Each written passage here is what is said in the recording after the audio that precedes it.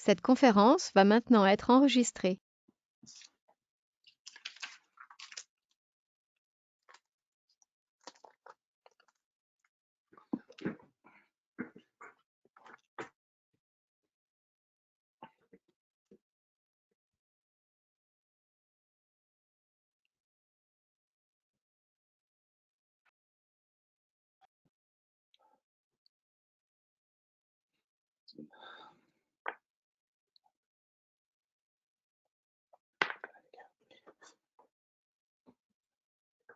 Bonjour à toutes et à tous, Marc Gendron T2E.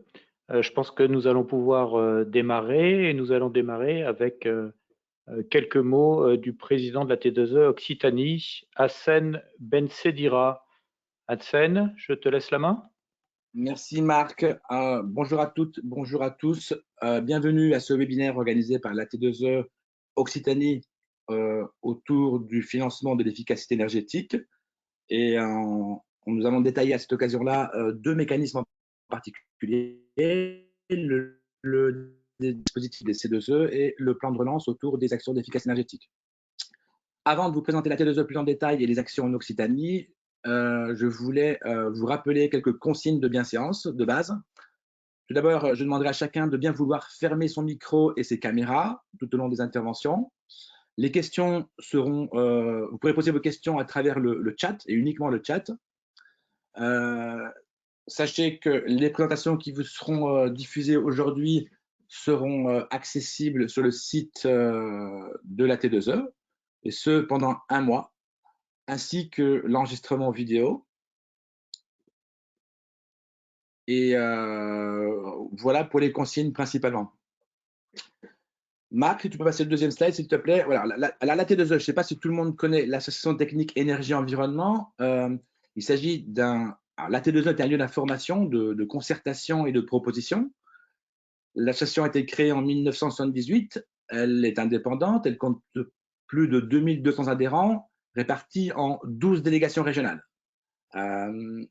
Les objectifs principaux étant de favoriser la maîtrise de l'énergie dans les entreprises et les collectivités, d'aider les utilisateurs d'énergie à mieux connaître les actions possibles pour économiser et bien gérer l'énergie, et enfin de concourir à l'objectif national de lutte pour la réduction des émissions de gaz à effet de serre, tout en préservant les équilibres technico-économiques des filières.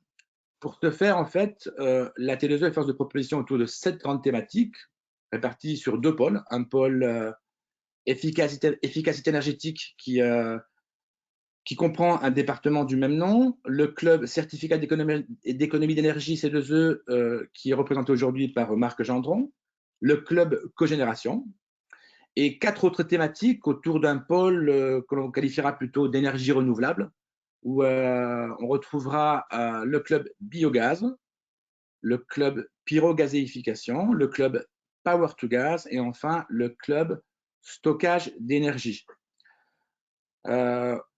Autre chose, en fait, la T2E, à travers sa revue Énergie Plus, en fait, une revue bimensuelle de 32 pages, en fait, diffuse de l'information auprès de ses abonnés.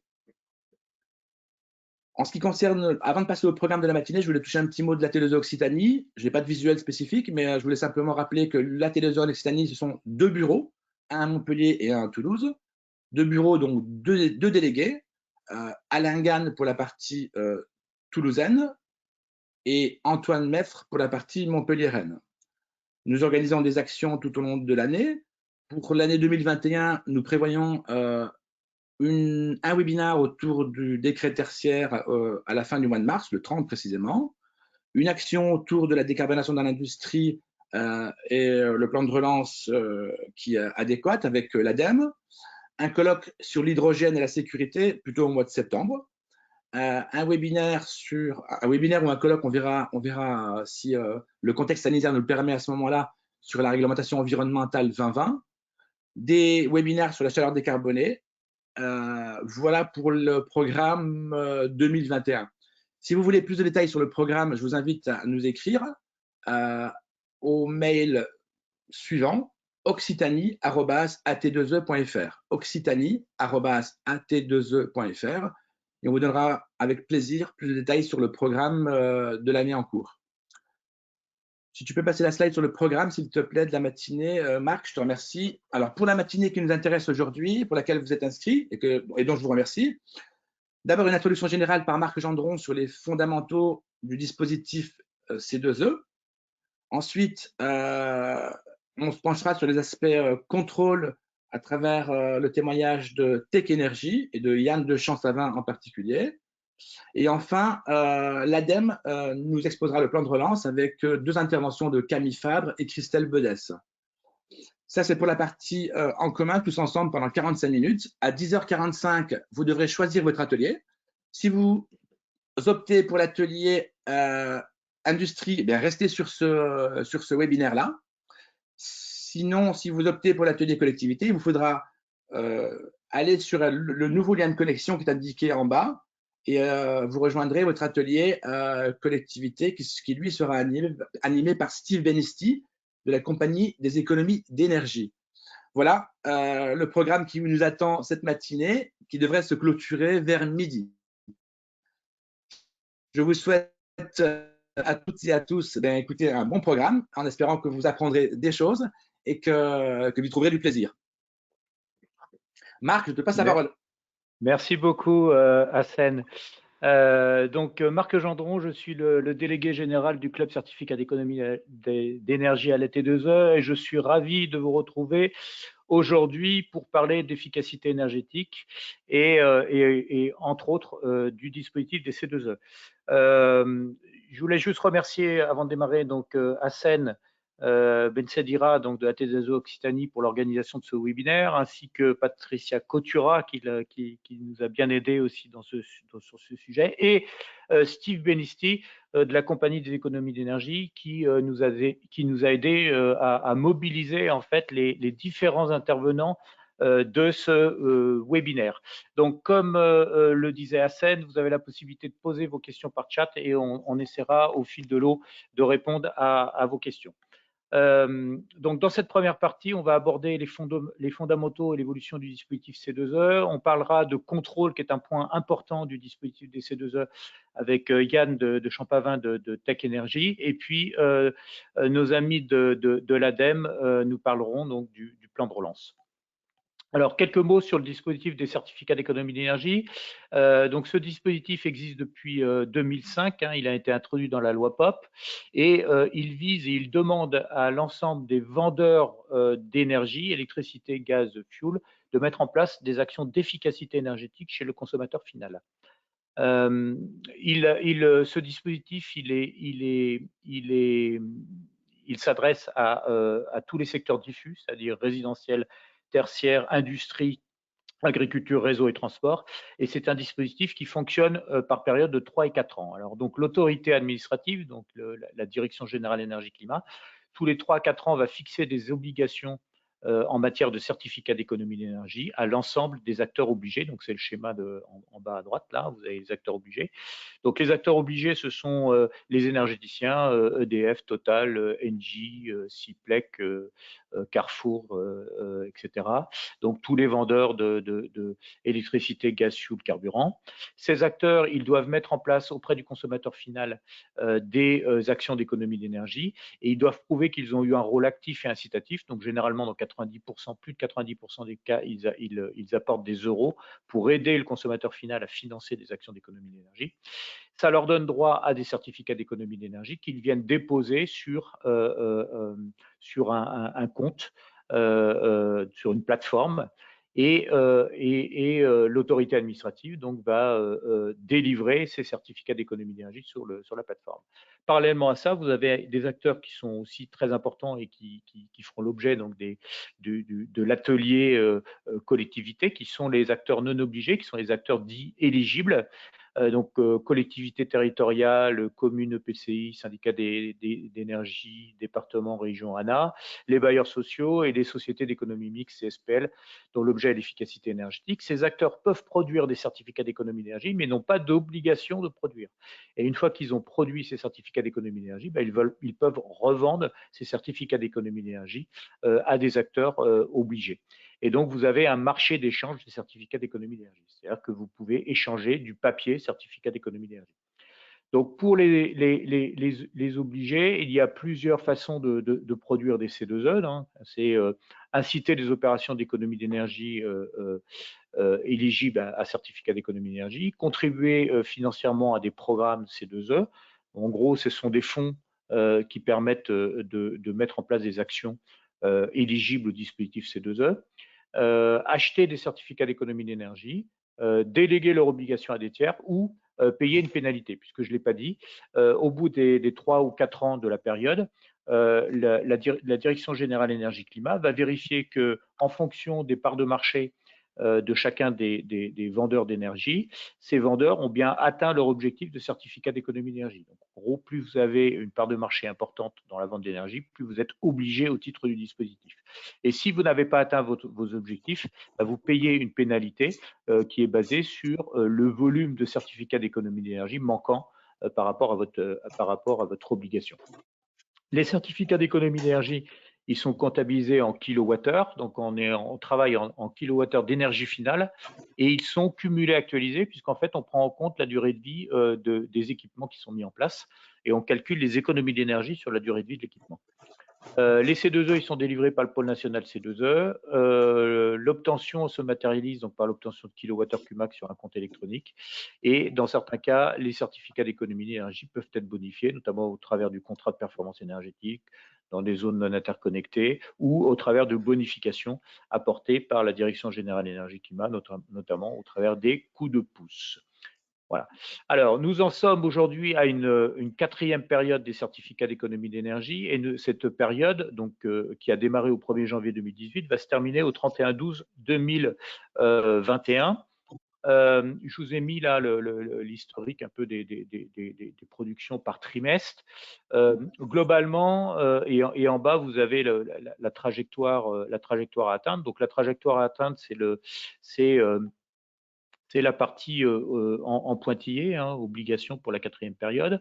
Donc, globalement, qu'est-ce qu'on voit? On voit que aujourd'hui, la production depuis fin 2020 est repartie très fortement à la hausse, notamment au travers des offres bonifiées coup de pouce, et que globalement, l'ensemble des acteurs finiront probablement leur obligation et atteindront leur obligation dès juillet 2021. Donc 6 mois avant la fin de la période.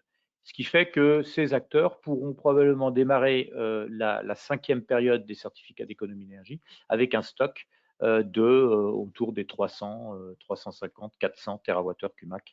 On ne sait pas trop encore comment ça va évoluer. Mais dans tous les cas, il y aura du stock de certificats d'économie d'énergie. Et donc, bien évidemment, s'il y a du stock, il y a une évolution sur le prix des certificats d'économie d'énergie, hein, puisque, vous l'avez compris, les C2E peuvent s'échanger. Donc, si vous avez beaucoup de volume de C2E qui sont produits, les prix vont plutôt baisser. Si par contre le marché est plutôt tendu, les prix vont plutôt monter. Et donc, aujourd'hui, on est dans une tendance. Donc là, je vous ai mis l'évolution de l'indice EMI. Donc, EMI, vous tapez www.emi.fr et vous allez voir tout l'historique des prix des certificats d'économie d'énergie. Donc, vous avez plusieurs prix qui sont indiqués. Hein. Vous avez le prix des certificats d'économie d'énergie classiques en bleu. Vous avez le prix des certificats d'économie d'énergie précarité. Donc, c'est ce qu'on appelle les indices EMI, qui reflètent en fait une tendance du marché. Et puis, vous avez les indices spot, qui, eux, sont les prix des certificats d'économie d'énergie qui ont été négociés le mois précédent à prix non nul entre des entreprises qui ne sont pas des entreprises filiales, donc qui sont vraiment des entreprises indépendantes, donc qui reflètent un peu plus la réalité du marché. Et donc aujourd'hui, on est plutôt sur une tendance de marché à la baisse du prix du C2E. On est autour, vous voyez, sur des indices précarité classique à 7,86 et à 8,02 en spot pour février 2021. Voilà. Et donc aujourd'hui, on prépare la cinquième période. Donc la cinquième période, on sait elle démarrera du 1er janvier 2022 au 31/12/2025 et non pas au 01/02 comme j'ai pu le mettre dans mon slide. L'augmentation, cette cinquième période sera en légère augmentation puisqu'on sera autour de 12,5% d'augmentation. Voilà. Donc l'obligation prévue est de 2400 TWh Cumac, donc c'est 4 fois 600 TWh Cumac, dont 600 TWh Cumac au titre de la précarité. Ça, c'est le premier point. Le deuxième point, la DGEC souhaite réduire le volume des bonifications et baisser les bonifications autour des 30%. Ce qui veut dire qu'en C2E réel, on aura quand même une augmentation de 28% des volumes. Il y aura probablement, alors je parle au conditionnel puisque les textes ne sont toujours pas sortis, hein, les textes décrets et arrêtés devraient sortir en mars.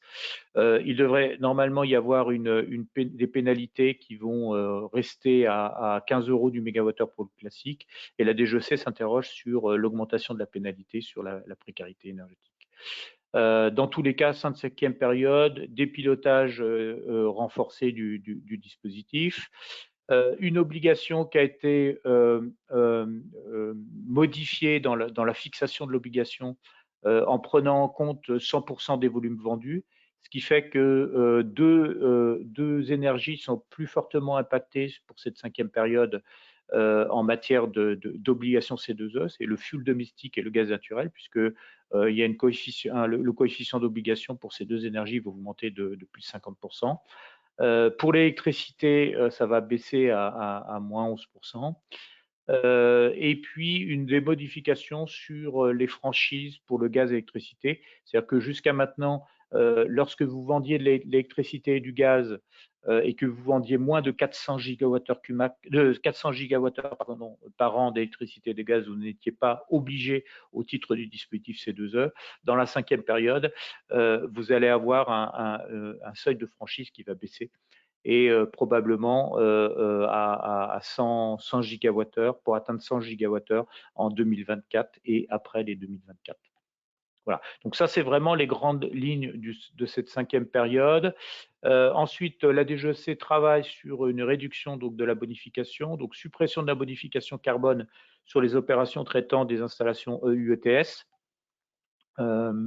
Et puis limitation globalement des bonifications.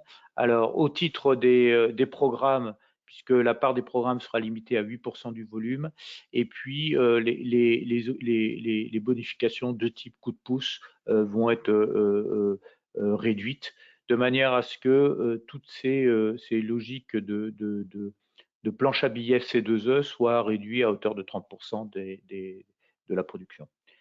Voilà un peu les grands points clés. Je passe sur les autres points sur le projet de la 5e période, sachant que vous pouvez retrouver l'intégralité de ces textes aux adresses suivantes, donc avec l'intégralité du décret et du premier arrêté sur cette 5e période des C2E. Les textes sont assez clairs et dans tous les cas, si vous avez des questions, vous pouvez revenir vers le club certificat d'économie d'énergie pour nous poser vos questions. Voilà un peu dans les grandes lignes ce que j'avais les messages que je voulais rappeler sur à la fois le dispositif et ses évolutions. Ce que je vous propose, c'est tout de suite passer à la présentation de Tech Energy et de Yann de Champavin, qui va nous présenter un sujet qui est essentiel dans le dispositif C2E, qui est le sujet des contrôles des dossiers certificats d'économie d'énergie. Donc Yann, je vous passe la main. Eh bien, merci beaucoup Marc, et c'est un grand plaisir de pouvoir parler du contrôle, notamment dans les certificats d'économie d'énergie. Yann de Champavin, donc j'appartiens au groupe Technea, qui est un expert indépendant du froid, qui couvre à peu près tous les métiers dans ce domaine-là, des essais jusqu'à l'inspection que je dirige aujourd'hui au travers de la société Tech Energy. Comme vous le voyez sur la planche, il y a le mot COFRAC. Donc nous sommes effectivement accrédités pour le domaine en question, qui est de tout ce qui est bâtiment, installation industrielle, et nous suivons donc nous appuyons sur la norme ISO 17020 qui régit tout le fonctionnement des organismes d'inspection, ce qui impose pour nous une surveillance quasiment permanente de notre méthodologie, de notre manière de faire, et afin d'apporter la meilleure qualité et l'assurance vis-à-vis de nos clients. Planche suivante, Je vais donc vous présenter le domaine que nous couvrons, la manière dont nous fonctionnons, et puis quels sont, comme je viens de le dire à travers le mot COFRAC, les enjeux pour un organisme tel que le nôtre, et puis quelques évolutions prévisibles et ou attendues. Alors, le domaine d'intervention, donc c'est principalement, là je vous présente toutes les fiches qui existent, qui ont été évoquées précédemment, qui sont d'ailleurs publiées par l'ADEME qui interviendra juste après, mais aussi par le ministère des Transports et de l'Écologie. C'est divisé en 6 grands groupes: bâtiments résidentiels, tertiaires, industriels, domaine de l'agriculture, des réseaux, transport et du transport. Et alors, ça couvre je ne sais plus combien, il y en a à peu près 200 fiches. Ça va de l'isolation des toits murs. Pardon ? 106 fiches. Voilà, pardon, je m'étais trompé d'échelle. Donc, une centaine de fiches qui couvrent l'ensemble du domaine, de l'isolation des murs, des combles, jusqu'à l'acquisition, par exemple, de barges fluviales pour ce qui concerne le transport. Alors, chacune de ces fiches s'applique à chacun des domaines. Je vous ai mis principalement des exemples caractéristiques pour chacun des domaines. Fiche suivante, s'il vous plaît. Alors, comment nous fonctionnons aujourd'hui et comment on fonctionne d'ailleurs de manière générale un organisme de contrôle? Nous avons différents intervenants qui sont répartis sur tout le territoire afin d'être le plus réactif possible, de gagner du temps et pouvoir répondre aux besoins le plus rapidement possible. Pour ce qui nous concerne, nous avons une vingtaine d'inspecteurs répartis sur l'ensemble du territoire national, et avec un back-office, un superviseur qui permet de surveiller la manière de procéder de nos inspecteurs, et puis un support client qui est derrière, qui est prêt à répondre à tout instant. Avec tout ça, le traitement des données qui sont assez conséquentes. Par exemple, en général, chaque mois, nous traitons environ 4000 opérations de contrôle.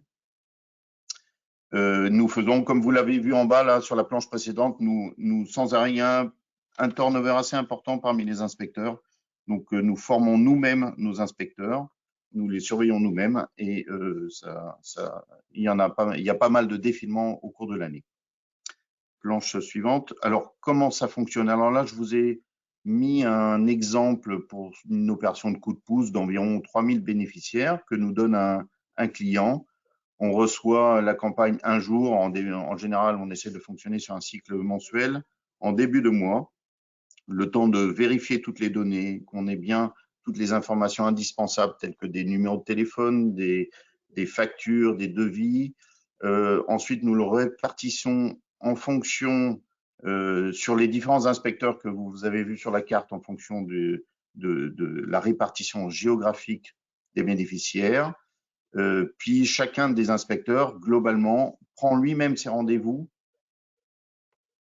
prévoit ses tournées journalières, ils en font environ une dizaine par jour, prévoit ses tournées et puis édite un rapport que je vais évoquer un peu plus tard. Les rapports sont ensuite transmis à notre back-office et nous les vérifions tous un par un afin de les délivrer aux clients avec le moins d'erreurs possible et en vérifiant bien les conclusions, puisque c'est bien de ça dont on parle, c'est la conclusion d'un rapport de contrôle qui est le plus important.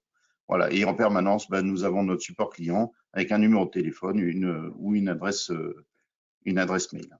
Planche suivante, s'il vous plaît. Voilà. Alors, c'est à la fois les exigences, mais aussi c'est un enjeu pour un organisme comme le nôtre, c'est de répondre à toutes les obligations réglementaires, notamment, par exemple, tout ce qui est domaine du coup de pouce, le triage, l'échantillonnage aléatoire des opérations, et le respect également des cibles objectifs d'obtention de conformité en fonction des lots qui nous sont délivrés. Alors, ça va sur un échantillon, enfin sur un lot d'une centaine de bénéficiaires qu'on nous livre. Ça va en fonction de la catégorie des bénéficiaires, entre 2,5% des opérations qui doivent être conformes jusqu'à, pour certaines, 20% des opérations. Ce qui permet à nos clients ensuite de déposer l'ensemble de ces lots au PNC2E. Le PNC2E également, évidemment, exige, et à juste titre à mon avis, exige un certain nombre de contrôles obligatoires qui sont enfin de compte rendu, pardon, obligatoires qui sont: il faut décrire la méthode d'échantillonnage, il faut s'appuyer sur les bons référentiels, il faut délivrer l'ensemble des opérations contrôlées, des opérations qui auraient pu être contrôlées, des opérations réellement contrôlées, etc. Et puis faire un bilan des opérations non satisfaisantes et donc non satisfaisantes également. Tous les paramètres contrôlés avec un certain nombre de statistiques et tous les écarts constatés. Encore une fois, pour faire des statistiques et pour expliquer les objectifs que j'ai cités juste avant. La suivante, s'il vous plaît. Et alors, donc, ce fameux rapport qui, effectivement, est la conclusion du contrôle.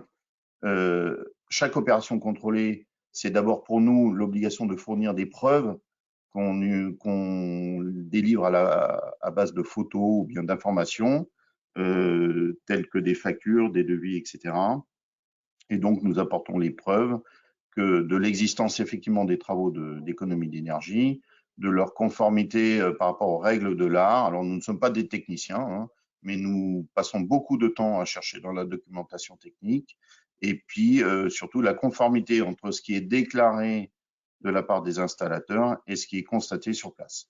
Et puis, j'ai mis dans le cadre en vert, je répète un peu la même chose pour dire qu'une opération contrôlée, c'est un rapport qui atteste en plus donc tout ce que je viens de citer, l'existence des travaux, les règles de l'art et la conformité par rapport aux factures, ce qui fait que c'est une pression qui est que les organismes de contrôle assument, puisque c'est eux qui signent, et enfin c'est nous qui signons au travers des inspecteurs, et donc qui attestons tout cela devant le PNC2E. Planche suivante. Voilà, alors là je vous mets un exemple de rapport qui est délivré hein, avec un en-tête, évidemment un logo, et puis ici vous avez donc là en vert un rapport qui est conforme.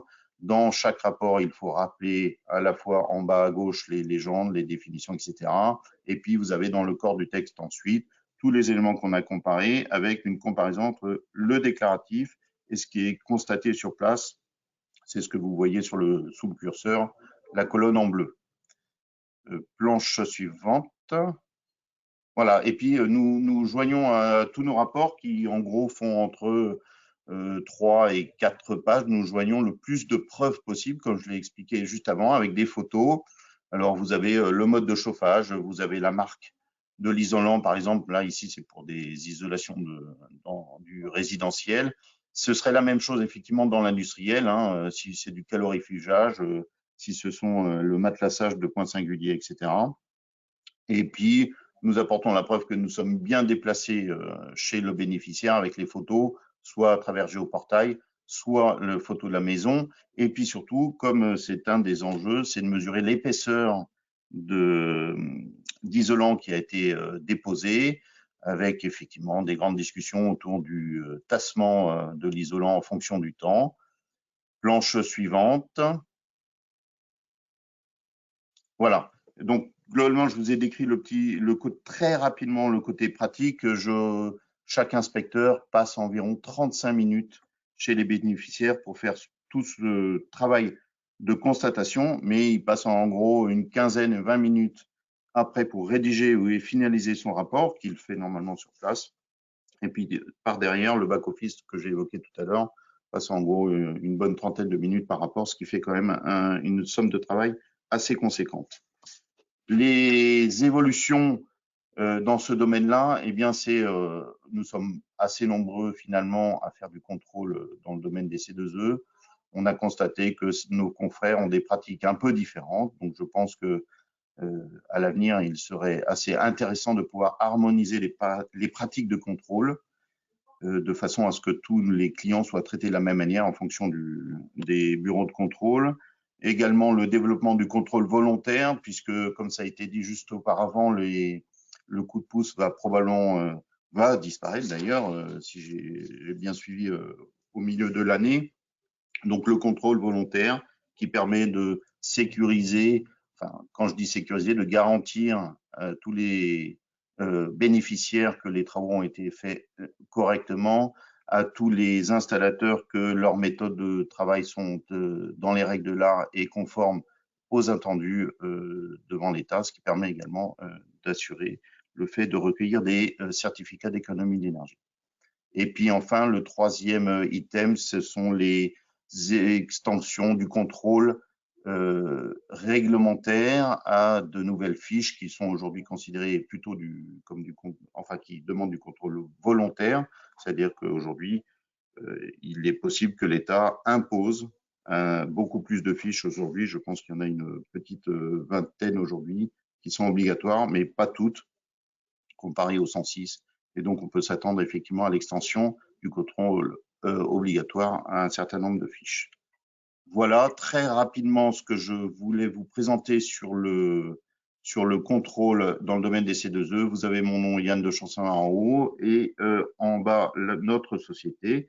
Et puis, nous publions chaque trimestre une tribune dans la lettre trimestrielle de la Compagnie des économies d'énergie. Il faut s'inscrire au mail qui se trouve juste en dessous. Voilà, Marc, j'en ai terminé. Merci beaucoup Yann pour cette présentation très claire. Je vois qu'en commentaire, il y a Alain Gann qui dit 10 contrôles sur site par inspecteur avec visite, photo, rapport déplacement d'un site à l'autre. C'est énorme. Oui, effectivement, c'est un gros travail qui est fait par les bureaux de contrôle. Oui. Oui, c'est énorme, mais évidemment, quand je vous ai donné l'exemple de 10, ça dépend des distances entre les bénéficiaires. Ils peuvent en faire 2 dans la journée ou 2 ou 3 dans la journée et 10 quand tout est géolocalisé, enfin localisé quasiment dans la même région. Quand je dis région, ça peut être la même ville. Hein. Ok. Effectivement, 10 contrôles par jour, c'est beaucoup. Voilà. Ouais, merci beaucoup Yann. Alors je confirme bien qu'effectivement la tendance générale, ça va être de contrôler de plus en plus les dossiers C2E, à la fois sur la qualité et à la fois pour éviter les fraudes éventuelles des C2E qui perturbent un peu le dispositif des C2E. Donc la grande tendance sur la 5e période, ça sera toujours plus de contrôle, oui, je confirme.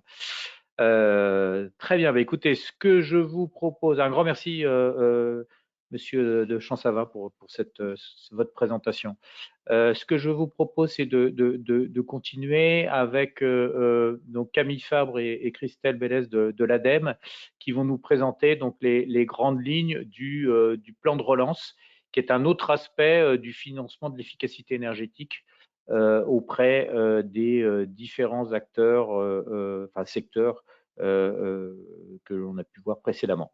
Voilà, à vous Camille et Christelle. Merci Monsieur Gendron. Est-ce que tout le monde m'entend bien? Ça marche? Oui, parfait, c'est parfait. Le son bon, est parfait.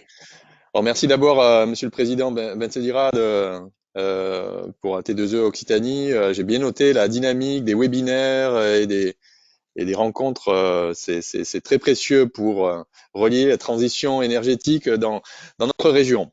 Alors, merci Monsieur Gendron de me passer la parole et merci pour cette intervention très éclairante sur les dispositifs de contrôle liés au C2E. Notre intervention, donc Christelle Bédès et moi-même, va porter sur la question du plan de relance. Je vous propose pour ma part un aperçu des dispositifs mis en œuvre dans le cadre du plan de relance. Christelle interviendra plus spécifiquement sur les nouveaux dispositifs dédiés aux PME. C'est le dispositif tremplin. Donc, c'est une intervention en mode sprint pour respecter le timing, mais néanmoins, j'essaierai à chaque fois d'illustrer par des exemples, mais surtout, vous aurez les contacts et vous aurez la présentation pour aller plus loin et pour contacter les chargés de mission à l'ADEME intervenant sur ces sujets. Donc, transparent suivant. Merci à la personne qui fait circuler. Voilà. Donc, ce premier transparent pour illustrer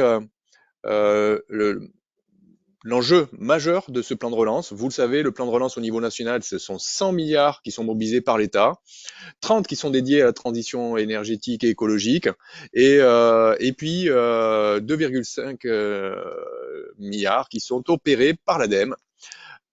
C'est quand même 2,5 fois notre budget. C'est notre budget classique. Donc, on a 2 lignes directrices qui sont la territorialisation. la rapidité d'exécution, et puis vous le comprenez au regard de cette intervention très importante, une logique de massification. Donc je vais développer et présenter les 7 axes de ce plan de relance. Le premier est relatif à l'augmentation du fonds économie circulaire. Le fonds économie circulaire, la nouveauté, c'est particulièrement, c'est transparent suivant, je vous prie d'excuser. La nouveauté, c'est vraiment un investissement fort dans le domaine de l'incorporation des matières plastiques recyclées, avec des appels à projets dédiés. Je pense, par exemple, on a accompagné dans l'Ariège l'entreprise Capi qui est spécialisée dans l'injection de plastique. On va les accompagner dans la revue de leur process d'injection de façon à incorporer encore plus de matières plastiques recyclées. Les autres sujets sur l'augmentation du fonds économie circulaire, que je ne vais pas détailler aujourd'hui, sont des sujets sur lesquels vous nous connaissez, la question des biodéchets, la question des combustibles solides de récupération. C'est des matières premières recyclées qu'on va valoriser, des matières premières non pas dans du recyclage mais dans de la valorisation énergétique. C'est la modernisation des centres de tri et de recyclage avec une accentuation de notre intervention. Et aussi un sujet qui concerne les acteurs de l'économie sociale et solidaire autour du réemploi, de la réparation ou du développement de la consigne. Récemment, on a présenté à notre commission régionale des aides un projet très intéressant de développement de la consigne en Occitanie. Transparence suivant, qui fera l'objet d'un webinaire spécifique en partenariat avec AD2E, c'est la question de la décarbonation de l'industrie. Si notre région n'est pas des plus industrieuses, il n'en demeure pas moins qu'on a aujourd'hui des travaux bien engagés avec ArcelorMittal en Lozère, avec les abattoirs Unicor en Aveyron, avec Sanofi à Ramon dans le Gard, et puis plus récemment qu'on a contractualisé avec Aubert Duval, qui est spécialisé dans la fabrication de pièces forgées dans une nouvelle ligne de traitement thermique automatisé. Donc la décarbonation de l'industrie, c'est vraiment un soutien qui est à la fois celui de l'ADEME pour tous les dossiers supérieurs à 3 millions d'euros, et puis pour les dossiers inférieurs à 3 millions d'euros, c'est un soutien de l'ASP, l'agence des services de paiement. Donc là, quand je vous dis qu'on est dans l'automatisation, c'est que des projets inférieurs à 3 millions d'euros, c'est quand même des projets importants. Ils vont être traités avec rapidité, efficacité et un peu à la chaîne. Voilà, on n'est plus dans la dentelle comme on a l'habitude de le faire à l'ADEME, mais dans vraiment du prêt-à-porter. Donc je vous ai indiqué les contacts. Ce que je vous ai pas dit aussi en intro, c'est que ce sujet du plan de relance, qui est vraiment majeur pour nous a amené à recruter de nouvelles équipes. Et vous avez le contact de Rémi Sexec à Montpellier, ou Gérard Bardou, lui, il était déjà présent à Toulouse. Deuxième sujet, décarbonation de l'industrie, c'est notre soutien renforcé à la chaleur décarbonée. Alors là, je le développe pas beaucoup plus. C'est simplement qu'on a des crédits encore plus importants. Les collectivités autour de la table connaissent le dispositif fonds chaleur. Ce fonds chaleur se voit renforcé dans le cadre du plan de relance. Et typiquement, dans le fonds chaleur, les gros dossiers qu'on va instruire dans le cadre du plan de relance, ça va être les réseaux de chaleur. Pour nous, les réseaux de chaleur sont vraiment un outil de la massification de la transition énergétique et de la chaleur renouvelable. Un sujet qui se voit renforcé, deuxième sujet, c'est celui relatif à l'hydrogène, avec deux appels à projets. Je me permets de m'y arrêter une seconde, avec à la fois la question des écosystèmes territoriaux, industrie et mobilité, où on va s'intéresser à la production, à la production d'hydrogène renouvelable, aux électrolyseurs et à la distribution. Donc on s'intéresse vraiment à l'écosystème territorial qui souvent met en perspective des productions renouvelables, des électrolyseurs et puis une distribution de cet hydrogène à l'échelle territoriale, notamment sur les questions de mobilité. À côté, dans le cadre du PIA, plan investissement d'avenir, on a un travail sur les briques technologiques et les démonstrateurs d'hydrogène qui se voient renforcés dans le cadre du plan de relance. Je peux citer par exemple Ivo à Port-la-Nouvelle, qu'on a pu accompagner avec la région. C'est un projet de la région. Ivo, c'est hydrogène vert d'Occitanie, l'acronyme. Et ouais, c'est vraiment des projets qui sont très structurants et d'ailleurs qu'on conduit en partenariat étroit avec la région. D'autres exemples, aujourd'hui on est en prospect avec e-port à Tarbes, sur l'aéroport de Tarbes. On est sur sur Safra dans le Tarn avec des bus à hydrogène. Voilà, une filière très portée au niveau régional et sur lesquelles on met un focus particulier. Transparent suivant, les friches.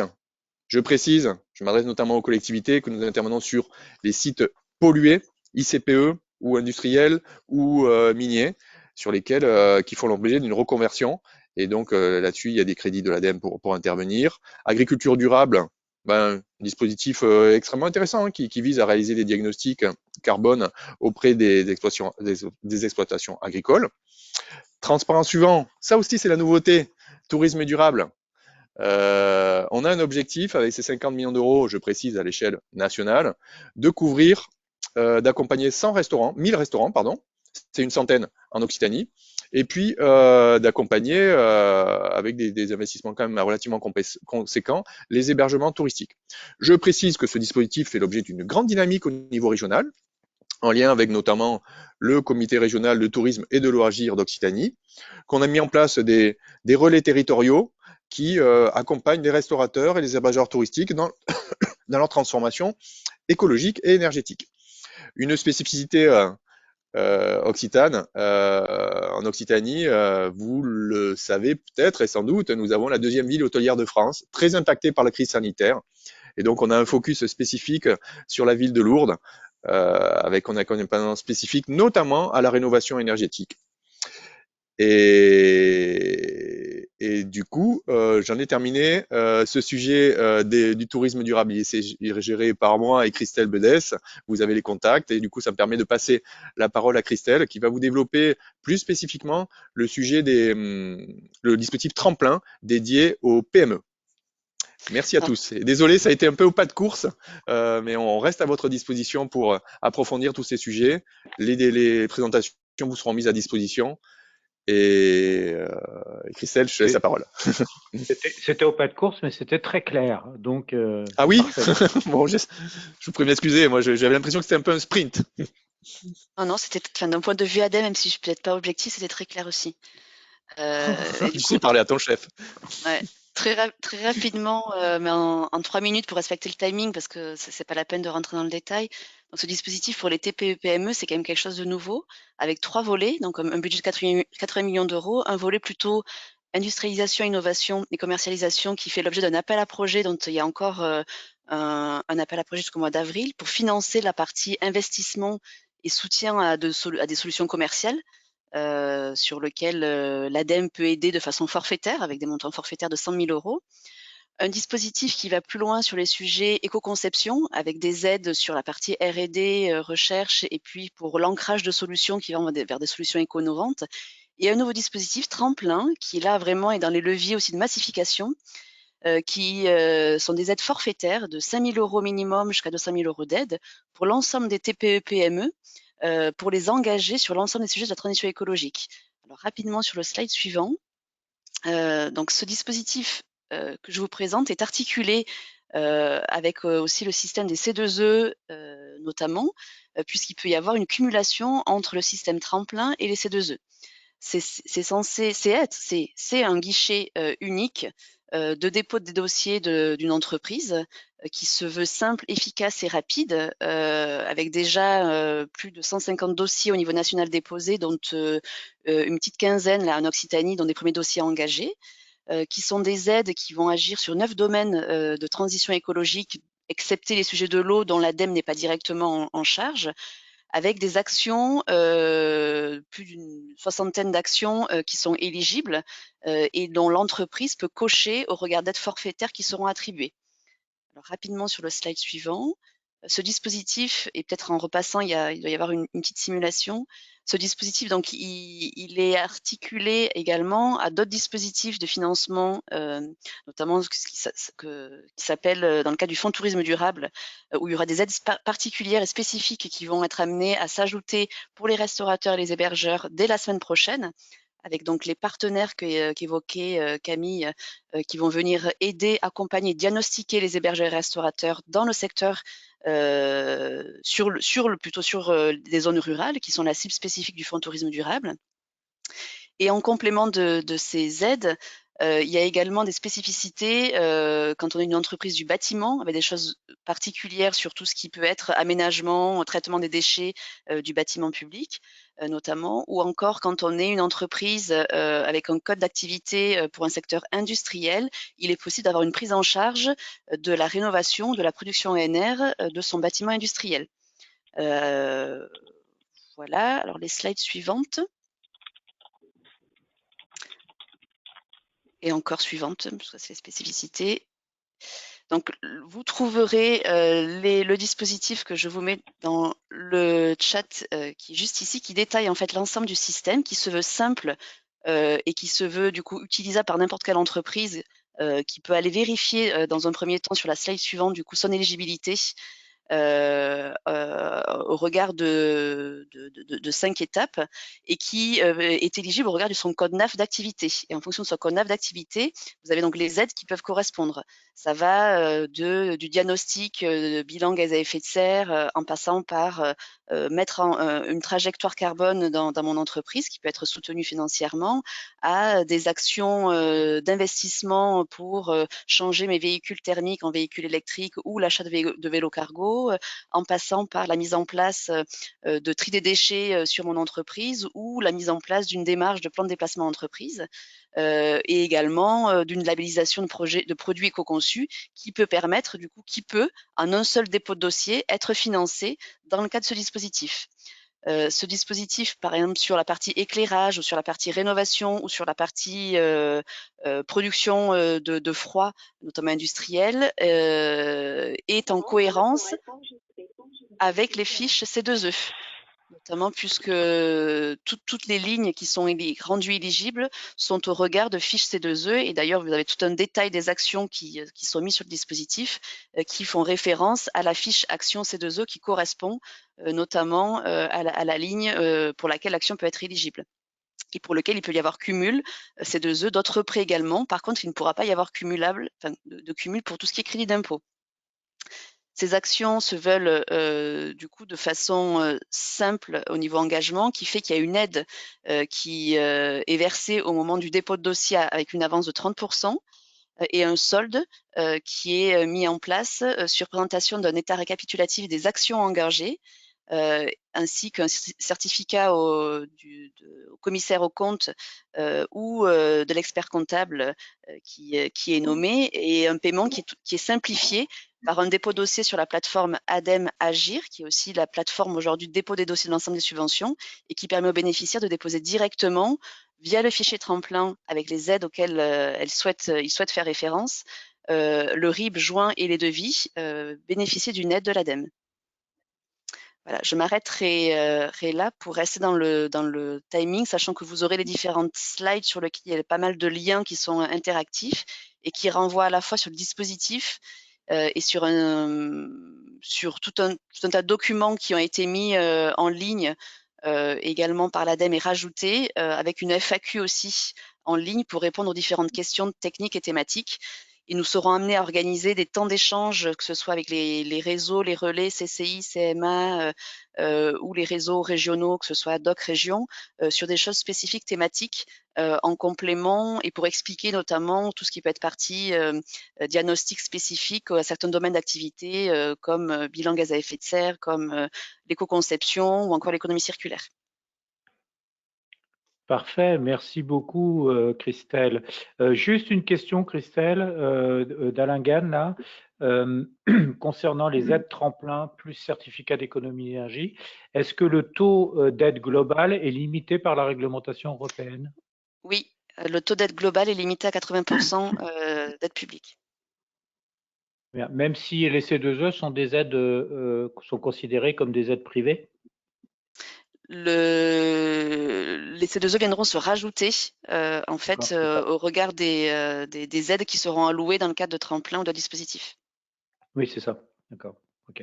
Sachant que là, je ne vous ai pas forcément fait, mais c'est ce qu'on fait. Je vous invite à aller voir. Là, il y en a fait un webinaire au niveau régional avec l'ensemble des relais qui est sur notre plateforme ADEME Occitanie et sur lequel vous avez une simulation aussi qu'on a faite et présenté le dispositif un peu plus en détail. Très bien. Écoutez, merci beaucoup pour ce panorama très complet Donc les slides sont effectivement assez autoporteurs, donc je trouve que ils sont très bien faits parce que ça va nous permettre de revenir dessus. Et dans tous les cas, vos explications étaient très claires, même si vous avez fait ça, c'est une belle prouesse, je trouve, en très peu de temps. Merci beaucoup. Merci à vous.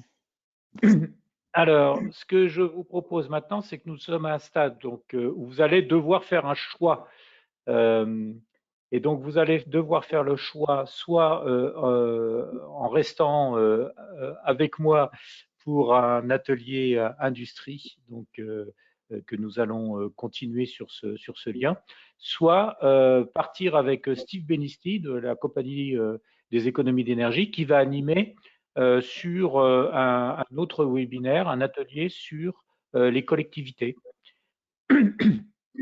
Donc, normalement, à ce stade, on va voir décroître très rapidement le nombre de participants à ce webinaire et qui vont aller rejoindre le nouveau lien. Voilà. Donc, on se donne peut-être 5 minutes pour faire ce lien. Il est 55. Vous avez juste le temps d'aller prendre un café. Et puis, on va démarrer dans la foulée sur notre atelier industrie. Voilà. Hop. Et sur l'atelier industrie, on va regarder un peu on va faire un point sur l'actualité sur les fiches pour les industriels, les grandes lignes de comment bénéficier de ces 2E, et puis on aura un retour d'expérience de Lou Selponi. Lou, vous êtes bien présent?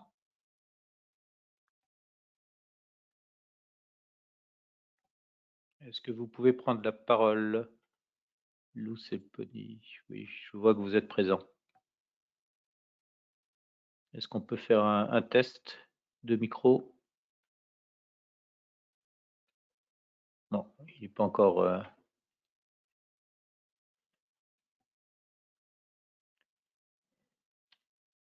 Il va, je crois, prendre la parole un peu plus tard. Okay. Voilà, donc je vois qu'il y a eu effectivement des passés de 70 personnes à 40 personnes, donc c'est normal. On va encore attendre 1 ou 2 minutes et puis on va démarrer. Voilà.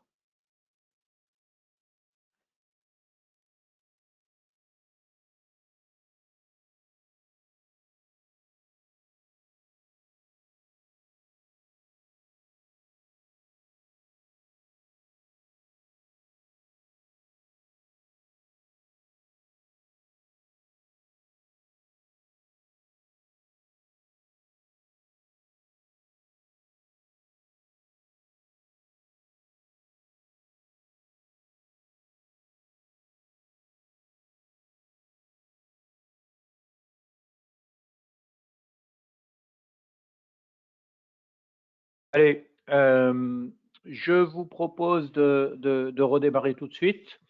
Donc pour un atelier dédié à l'industrie, on va regarder un peu l'actualité sur les fiches des industriels, comment bénéficier des C2E. Et puis Lou Selponi du CERM viendra nous faire un retour d'expérience sur l'utilisation de ce dispositif C2E. Voilà. Alors, quelques mots d'abord sur les fiches d'opérations standardisées qui existent sur l'industrie. Donc aujourd'hui, on a un portefeuille de 33 fiches d'opérations standardisées qui existent sur l'industrie et qui couvrent à peu près tout l'ensemble, on va dire, des process industriels. Donc les opérations, elles sont liées soit à la structure du bâtiment, soit à la structure de l'enveloppe, aux utilities. Voilà, donc vous avez l'ensemble de ces fiches qui sont présentées ici. Vous retrouvez dans tous les cas ces fiches sur le site de la T2E. ou sur le site de l'ADEME ou sur le site de la Direction générale énergie-climat. Voilà.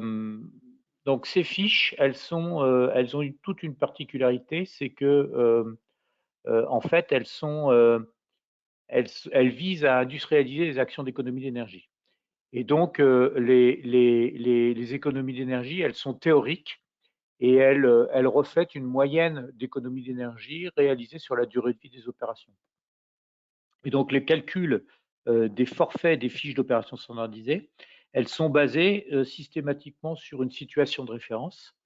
Et ensuite, sur la base de cette situation de référence, on va calculer les économies d'énergie qui sont mises en œuvre par cette action, se référant à cette situation de référence.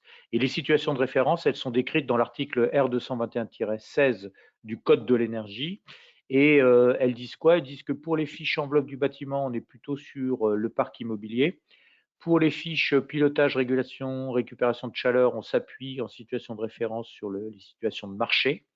Et pour certaines fiches, je pense notamment aux pompes à chaleur, chaudière biomasse, on va s'appuyer sur la réglementation en place et notamment, on va s'appuyer sur l'éco-conception, enfin les directives européennes sur l'éco-conception. Les économies d'énergie, donc on l'a dit en introduction, sont toujours calculées en énergie finale. Et les forfaits, ils prennent en compte les durées de vie des forfaits, des durées de vie des équipements actualisés avec un taux de 4% par an. Donc en gros, vous calculez une économie en kilowattheure et que vous venez multiplier par le taux qui apparaît ici en fonction de la durée de vie. Donc si on est sur 8 ans, on est un coefficient à 7,0, je ne sais plus combien, j'arrive pas à voir ici, mais bon, vous voyez, vous avez compris le sujet.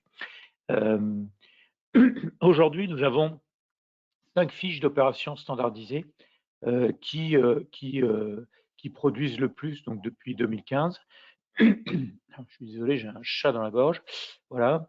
Donc, on a l'INDUT 117, système de récupération de chaleur sur un groupe de production de froid, l'isolation de points singuliers d'un réseau, le système de récupération de chaleur sur une tour aéro-réfrigérante, la presse à injecter tout électrique et hybride et le système de variation électronique de vitesse sur un moteur asynchrone. Donc là, ce sont vraiment les fiches qui produisent le plus et donc qui sont le plus utilisées en industrie. Alors, elles sont plus utilisées parce que probablement c'est les plus faciles à utiliser et deuxièmement parce que ce sont les fiches qui permettent, de par leur forfait, de générer un effet levier important et donc de financer assez facilement l'opération à hauteur de, on va dire, 40, 50, voire 80%, voire 100% de l'opération. On va le voir après sur l'INDUT 117. Alors justement, l'INDUT 117, donc, qui représente aujourd'hui à peu près 20% de la production des certificats d'économie d'énergie sur la 4e période des C2E. Donc, elle est liée donc à la récupération de chaleur fatale, qui est un enjeu important en France, puisque ça peut représenter jusqu'à 109 TWh de consommation électrique et 33% donc des combustibles utilisés dans l'industrie. Et l'INDUT 117, elle s'applique sur les 27% de ces 109,5 TWh liés au refroidissement des systèmes frigorifiques.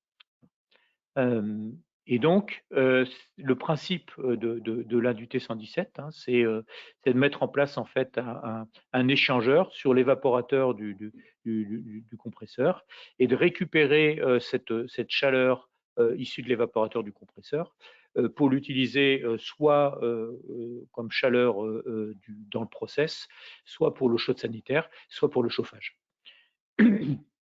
Et donc, il y a un triple gain pour les industriels en utilisant cette fiche. Il y a une source d'économie d'énergie qui est importante. Il y a une valorisation donc des pertes, plutôt que de dégager cette chaleur dans l'air, on la récupère. Et puis, cette fiche, elle présente un taux de couverture important, c'est-à-dire que le forfait est suffisamment attractif pour payer une toute ou partie de l'opération. Donc, on a pris un exemple là, avec la mise en place d'un récupérateur de chaleur sur un groupe de froid de 1 MW avec un compresseur de 400 kW et un COP de 2,5. Il est installé en continu pour 4600 heures d'utilisation de la chaleur récupérée. Et donc, ça nous fait un montant de C2E délivré qui est de 3,36 gigawattheures CUMAC. Et si vous valorisez ce montant de 36 gigawattheures CUMAC à 5,5 €, vous avez un taux de couverture de 100%, sachant que le coût de votre opération est de 200 kg €. Donc là, on voit bien que c'est assez attractif, puisqu'en fait, l'industriel va pouvoir récupérer sa chaleur sur son compresseur, enfin sur son évaporateur de compresseur enfin de groupe froid, pardon, et payer 100% de son opération. Ce qui explique pourquoi cette fiche est fortement utilisée. La deuxième fiche qui est fortement utilisée, c'est l'INDUT 121, qui permet donc de limiter les pertes de réseau et qui vise en fait à mettre des matelas isolants sur des points singuliers des réseaux. Donc, ce qu'on appelle les points singuliers, c'est essentiellement des vannes entre deux canalisations. Et donc là, on peut assez facilement récupérer bien évidemment de l'énergie perdue. C'est une source d'économie d'énergie importante, hein, puisqu'on peut réduire 88% de l'énergie dissipée. Ça permet une diminution de la température des locaux et puis bien évidemment ça accroît la sécurité des collaborateurs. Et là encore, on a des taux de couverture qui sont importants, hein, puisque ce sont de 20, 60 voire 100% de l'ensemble des matelas isolants qui peuvent être financés par cette opération. Et en plus de ça, ce sont des opérations qui sont relativement faciles à mettre en œuvre. Voilà, juste dans les grandes lignes, le point sur les fiches. On est en train de travailler, bien évidemment, sur une évolution du catalogue de fiches d'opérations standardisées. On est en train de travailler sur des fiches purgeurs d'air. On est en train de travailler sur des fiches hydroéjecteurs. Et puis, on est en train de travailler sur des fiches stockage d'énergie pour fiches intermittents. Donc là, on mobilise bien évidemment les acteurs pour produire ces fiches. Voilà. Quelques mots sur la manière pour un industriel de bénéficier des C2E. Alors, il y a en gros 6 grandes questions à se poser quand on est un industriel et qu'on veut, regarder le dispositif des C2E. D'abord, première question, c'est quel est mon process? Et en fonction de ce process, je vais regarder si sur mon process, j'ai des fiches d'opération standardisées qui sont utilisables. Ensuite, donc, c'est bien la deuxième, vous allez répondre de ce fait à la deuxième question, c'est quels sont les équipements qui sont éligibles au C2E. Donc ça, il vous suffit d'aller regarder les fiches d'opération standardisées, les 33 fiches d'opération standardisées sur l'industrie. Ensuite, quel acteur peut m'accompagner? Donc aujourd'hui, dans le dispositif C2E, vous avez, pour premier réflexe, il me semble, c'est que sur votre site industriel, vous avez un fournisseur d'énergie. Déjà, le premier réflexe, c'est d'aller voir votre fournisseur d'énergie. Deuxième réflexe, c'est que vous avez dans le dispositif ce qu'on appelle des délégataires, ce sont des entreprises qui prennent une partie des obligations des énergéticiens et qui vont produire des certificats d'économie d'énergie à la place de ces énergéticiens. Donc, ce sont des entreprises qui sont spécialisées dans le dispositif des C2E. Aujourd'hui, vous avez 32 entreprises qui sont délégataires, validés par le pôle national C2E. La liste des délégataires, vous pouvez la trouver sur le site de la DGEC. Vous tapez délégataire DGEC sur Internet, C2E, et vous allez trouver les 32 délégataires qui peuvent vous accompagner dans le cadre de ce dispositif. Vous avez aussi, bien évidemment, des acteurs qui sont mandataires, qui interviennent pour le compte de délégataires ou d'obligés, donc qui font l'interface entre des demandeurs de certificats d'économie d'énergie et des bénéficiaires. Donc, ils peuvent vous aider aussi à monter les dossiers. Et puis, avant-dernier point, vous avez les fournisseurs de solutions, d'équipements éligibles au dispositif C2E qui peuvent vous accompagner puisque eux vont passer des contrats en amont avec des obligés ou des délégataires, vont négocier des valeurs de certificats d'économie d'énergie et vont directement dans leur devis et dans leur facture prendre en compte l'aide financière qui sera apportée par l'obligé et le délégataire et de ce fait diminuer votre valeur d'investissement. Et puis, dernier point, ce sont les bureaux d'études, puisque les bureaux d'études viennent très en amont et vont venir vous aider sur le choix des solutions à envisager sur votre process pour réduire votre facture d'énergie. Et quelque part, ils sont prescripteurs de solutions et ils se doivent, bien évidemment, de connaître le dispositif C2E pour pouvoir intégrer et vous éclairer sur les financements possibles au travers du dispositif des certificats d'économie d'énergie. Quatrième point, c'est comment constituer un dossier C2E. Donc là, je vais revenir avec un slide. À quel prix valoriser C2E, j'y reviendrai. Et quand vais-je toucher mon financement? Alors, comment constituer son dispositif des C2E? Globalement, vous avez dans le dispositif des C2E 3 jalons importants. Le premier jalon, c'est que vous devez, le demandeur de certificat d'économie d'énergie doit prouver son rôle actif et incitatif. Donc le rôle actif incitatif, ça peut être si un obligé, si vous travaillez directement avec votre fournisseur d'énergie, votre fournisseur d'énergie va passer un contrat commercial avec vous et il va vous dire je m'engage à te rémunérer les certificats d'économie d'énergie et les opérations qui sont éligibles au certificat d'économie d'énergie sur la base d'un montant de X euros par mégawattheure QMAC. Et de ce fait, il va prouver que il a bien aidé le bénéficiaire à basculer d'une solution peu performante sur le plan énergétique à une solution très performante sur le plan énergétique. Ensuite, le deuxième jalon, c'est la date d'engagement de l'opération, où là, on vous demande généralement de la signature d'un devis ou d'un bon de commande, et qui est une pièce à fournir dans le dossier certificat d'économie d'énergie. Ensuite, vous avez les travaux qui démarrent et qui s'arrêtent. Là, vous n'avez pas de contraintes en matière de délai. Et ensuite, vous avez la date, l'identification de ce qu'on appelle la date d'achèvement de l'opération. Et la date d'achèvement de l'opération, c'est vous allez signer, donc c'est généralement la date de facturation.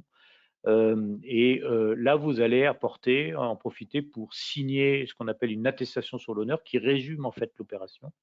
Plus, vous allez apporter au document des fiches techniques qui permettent de bien démontrer que l'opération est tout à fait conforme à ce qu'elle est décrite dans la fiche d'opération standardisée. Et à partir de là, le demandeur de certificat d'économie d'énergie a 12 mois pour déposer son dossier sur le site EMI, sur le portail. Alors en ce moment, c'est 18 mois parce qu'il y a Covid, du fait du Covid, il y a une acceptation de la DGEC d'augmenter un peu ce délai de dépôt, mais normalement, c'est 12 mois.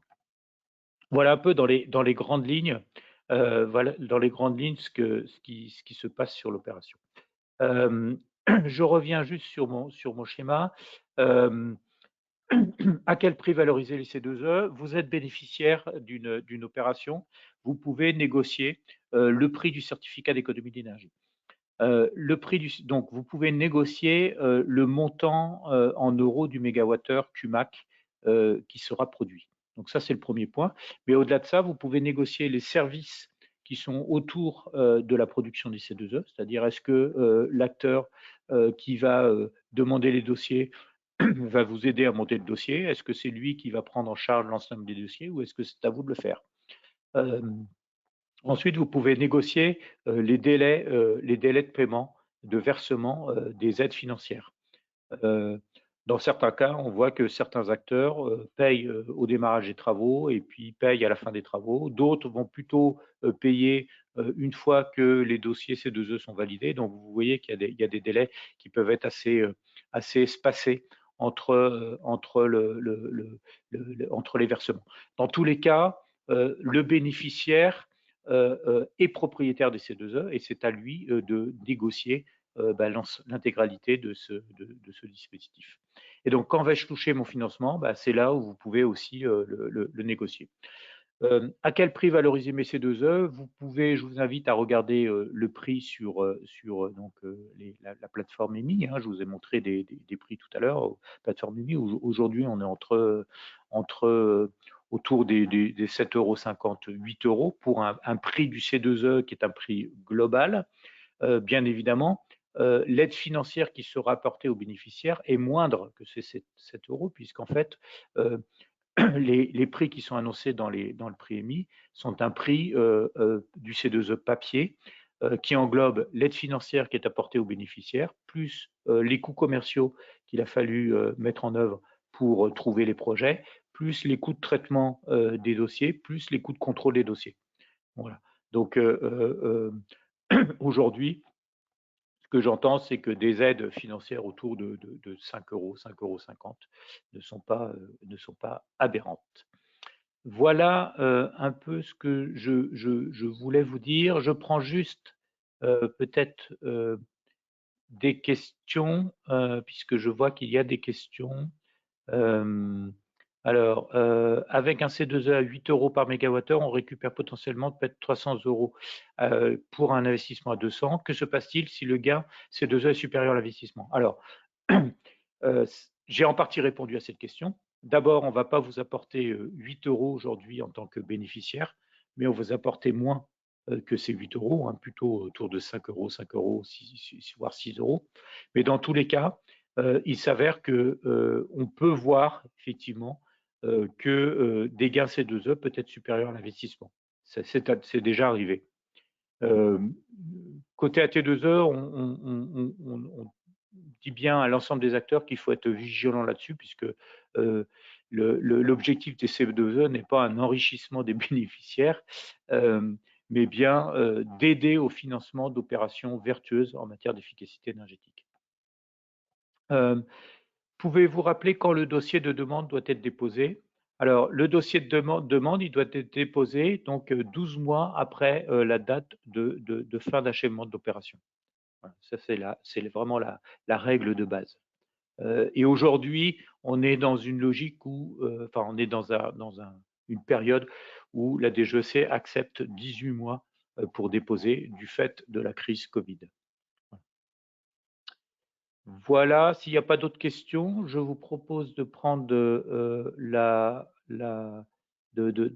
d'écouter l'intervention de Lou Selponi. Monsieur Selponi, est-ce que vous êtes présent?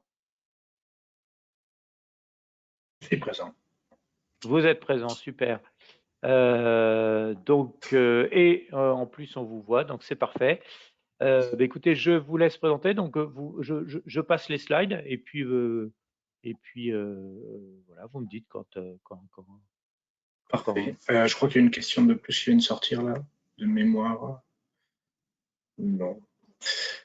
Alors, oui, il y avait, attendez, juste il y a une question. Je pensais qu'il fallait le déposer avant le début des travaux. Non, non, non, du tout, du tout. Non, puisque en fait, notamment pour que le dossier soit complet, il faut l'attestation sur l'honneur. Or, l'attestation sur l'honneur, vous ne pouvez le faire que lorsque vous avez la facture et que donc c'est un papier où que le bénéficiaire signe ainsi que l'opérateur, enfin l'installateur. Voilà, donc c'est bien, je vous confirme que c'est bien 1 an après la fin du dossier. Voilà, je vous laisse la parole, Monsieur Selponi. Je vous remercie. Bonjour à toutes et à tous. Alors, d'abord, une petite présentation de la CERN, la société pour laquelle je travaille. C'est une société d'économie mixte qui, à la base, fait de l'aménagement, qui intervient sur la métropole de Montpellier, sur la ville de Montpellier et sur la métropole. Donc, on est principalement aménageur, mais on a une partie de la société qui travaille sur le RMCF, réseau Montpellier de chaleur et de froid, donc intervient sur un réseau de chaleur. Alors, vous allez me dire, réseau de chaleur, le monsieur il s'est trompé, il a oublié de changer de présentation. Et non, parce que réseau de chaleur, sur certaines fiches, on peut intervenir en tant qu'industriel. Donc, on a certaines opérations standardisées qu'on peut appliquer en tant qu'industrie, puisqu'elles ne sont pas présentes dans les fiches réseau de chaleur. Donc, c'est sur ce paramètre que je vais vous faire un petit retour d'expérience maintenant. Et merci. Donc, comme je disais, une partie aménagement, une partie énergie. Et donc, la partie énergie réseau de chaleur, c'est des grandes chaufferies qui vont alimenter des bâtiments via des tubes d'eau chaude pour chauffage d'eau chaude sanitaire. Et donc, on a des centrales de production, à la fois de production de chaleur, qu'on appelle haute température, autour de 90 100 degrés, des centrales de production avec basse température autour de 60 degrés, très utile pour notamment, comme on disait, la fiche NUT 117 pour la récupération d'énergie fatale. On a des centrales de cogénération, on fait du photovoltaïque, de l'éolien et énergie renouvelable, du biogaz, méthanisation. Et on essaie de valoriser depuis des années déjà les énergies renouvelables et les énergies fatales.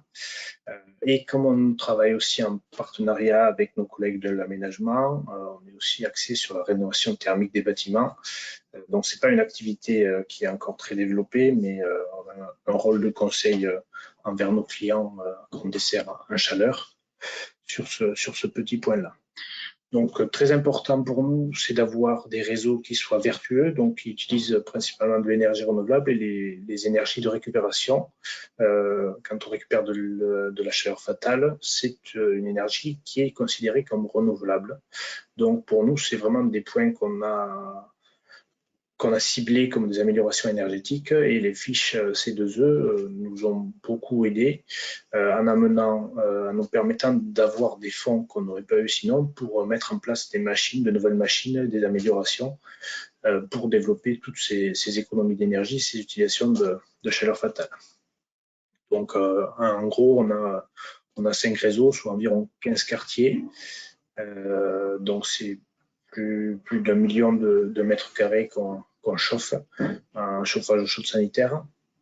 Et à côté, on fait donc avec une filiale qui s'appelle l'Énergie du Sud, qui intervient sur toute la métropole de Montpellier, des productions de photovoltaïque, biogaz, mais là, on n'a pas trop de C2E là-dessus, puisque on n'est pas sur de l'économie d'énergie, on est sur la récupération d'énergie naturelle, on va dire.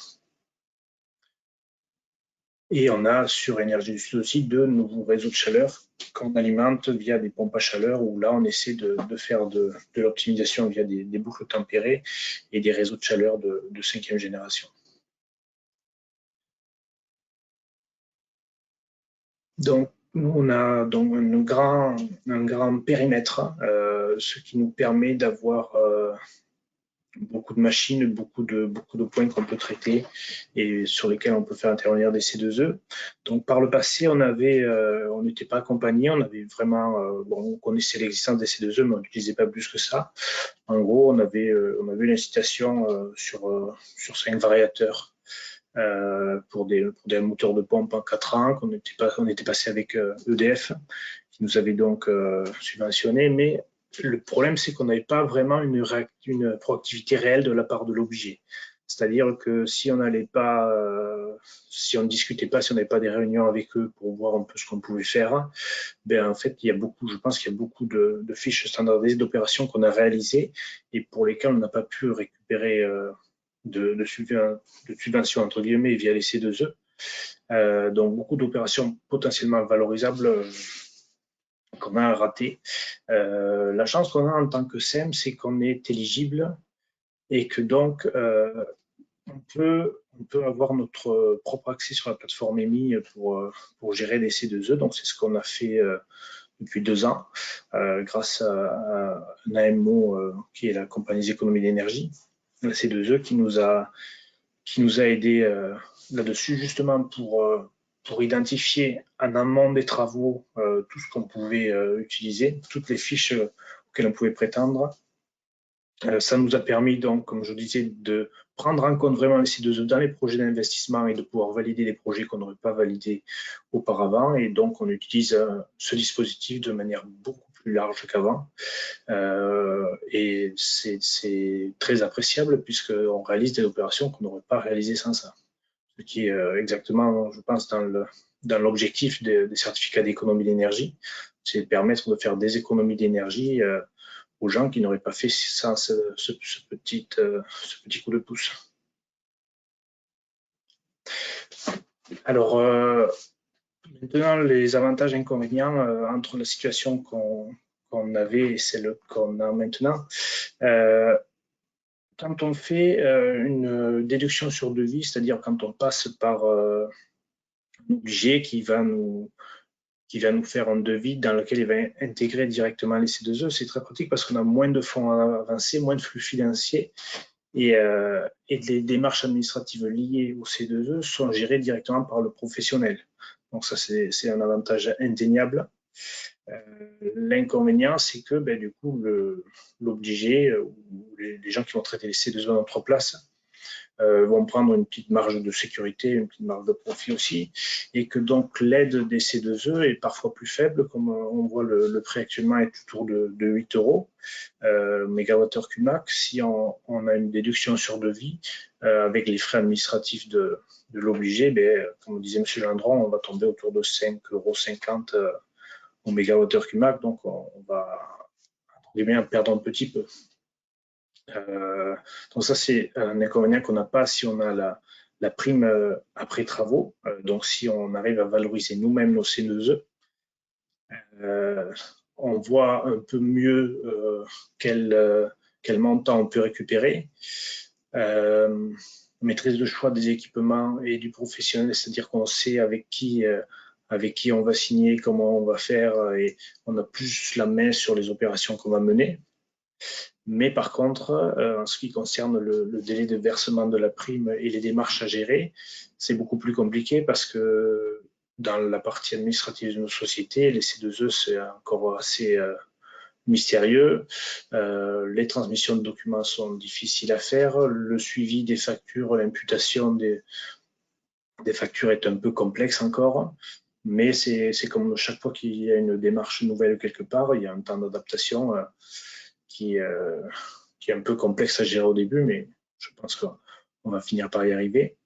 Et après, un petit inconvénient, c'est du coup le délai de versement de la prime. Il faut savoir qu'on ne peut pas déposer de dossier, nous, en tant qu'éligible, qui fasse moins de 50 gigawattheures QMAC, sauf une fois par an. On a une dérogation une fois par an pour faire un dossier. C'est-à-dire que si on mène plusieurs petits travaux qui font ensemble moins de 50 gigawattheures QMAC, on est obligé. On attend la fin de l'année pour pouvoir intégrer tous ces petits dossiers dans un seul dossier et le faire passer par la dérogation. Parce que si on fait passer la dérogation en milieu d'année, qu'on fait d'autres projets derrière, en fait, on prend le risque de dépasser le délai de 12 mois, on va augmenter maintenant à 18 mois, entre la fin des travaux et le moment où on déposera le dossier sur la plateforme.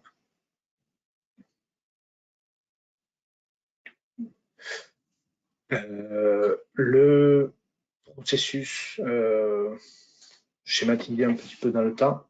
Donc, soit on part déjà d'un projet de travaux commun, soit on fait une déduction par devis sur le devis par l'installateur, on signe une attestation et on va payer les travaux avec la prime C2E déduite. Donc ça, c'est le schéma simple, mais le moins optimisé financièrement.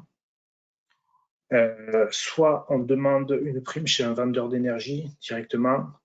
Là, on a beaucoup de documents à transmettre et on a l'attestation sur l'honneur signé, et ensuite la prime qui arrive derrière. Donc c'est un peu plus long, mais il y a des possibilités de toucher un petit peu plus là-dessus. Et en fait, tout ça marche par un processus d'incitation. Pour ceux qui ne sont pas éligibles, il faut qu'il y ait une incitation soit d'un installateur, soit d'un vendeur d'énergie, d'un obligé, qui va venir vous dire « on peut faire ça pour vous » et vous amener à avoir ces primes C2E. L'objectif, c'est de passer par cette démarche d'incitation. Juste, je me permets juste un complément, parce que c'est souvent des questions que l'on a. Le paiement des travaux avec prime déduite, c'est un paiement, donc c'est des travaux TTC moins la prime C2E. La prime C2E vient se déduire des montants de TTC des travaux.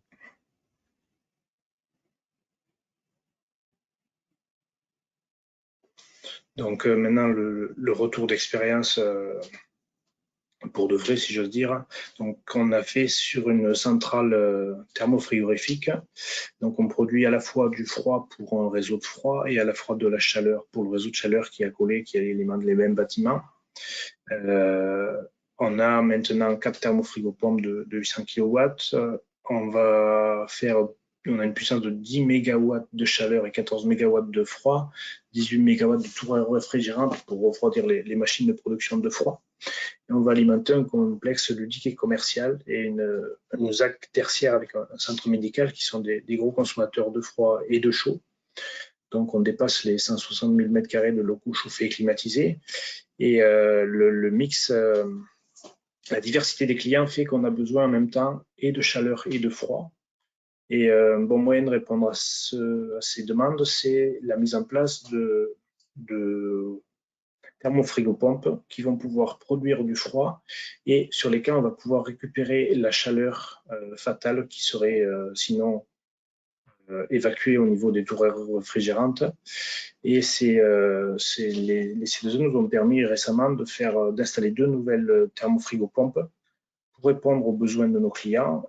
Et tout ça en utilisant donc uniquement de l'électricité, on arrive à faire et de la chaleur et du froid en récupérant donc la chaleur sur les thermofrigopompes au lieu de l'envoyer, comme on dit dans le jargon, aux oiseaux, c'est-à-dire de la libérer dans l'environnement et de la perdre. Donc, c'est une économie d'énergie importante puisqu'avec un COP supérieur à 2,5, on arrive à faire et de la chaleur et du froid pour alimenter nos clients.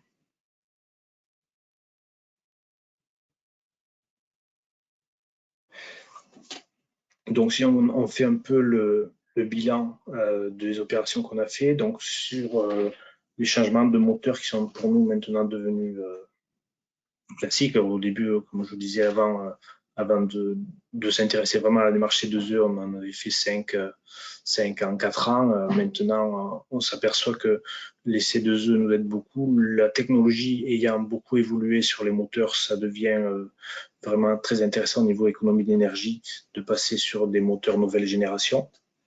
Donc, on change pas mal de moteurs, qu'on équipe aussi de variateurs électroniques de vitesse avec un bon taux de financement via les C2E. Comme je vous disais, on a mis en place des groupes froids avec récupération de chaleur.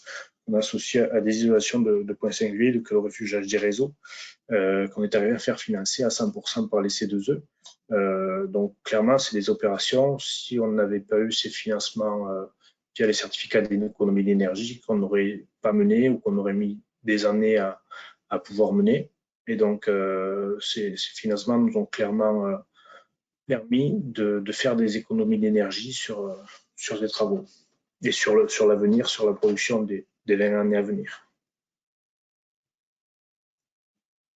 Un petit graphique sur les récupérations qu'on a fait. Donc, on a attaqué par un cas le refugeage des réseaux où on a eu presque 20 000 MWh CUMAC, donc ça nous a financé quasiment tous les travaux.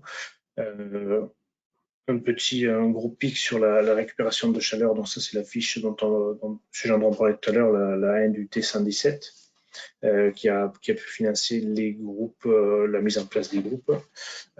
À noter que quand on met en place des thermofrigopompes, il faut aussi mettre à côté des tours aéro-réfrigérantes pour pouvoir évacuer la chaleur si jamais, dans notre cas, on a été obligé, si jamais on ne pouvait pas l'évacuer sur le réseau parce qu'il n'y avait pas assez de demandes. Donc, au final, le coût total des travaux dépasse un peu l'enveloppe fournie par les C2E, mais la mise en place de tours nous aide aussi sur les équipements accolés à la centrale. Donc, c'est un mal pour un bien, on va dire.